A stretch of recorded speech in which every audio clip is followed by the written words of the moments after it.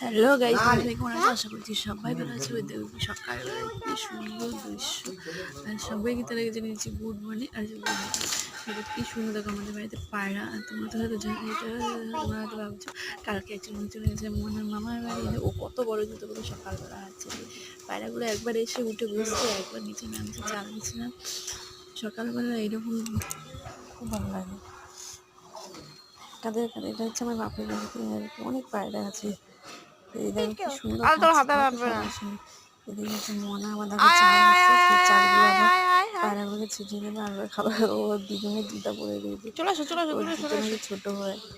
হ্যাঁ মনে হয় টাক করে দিয়েছে। সে পরে সেদিন আমার যাওয়া হয়নি, তারপরে হঠাৎ করে রাত্রে সেদিন চলে গেলাম।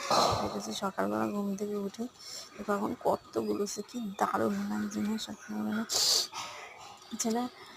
এরপরে আমরা মুখ টুক ধুলাম, এদিকে তোমাদের তারপরে মা সকালবেলা পিঠে বানিয়েছে। পিঠে বানিয়ে সবাই পিঠে কিনে, তারপরে হচ্ছে বিকালবেলা সারাদিন আর কোনো ভিডিও করা হয়নি। বিকালবেলা আমরা একটু রাস্তায় হাঁটতে গেছিলাম মাঠের দিকে।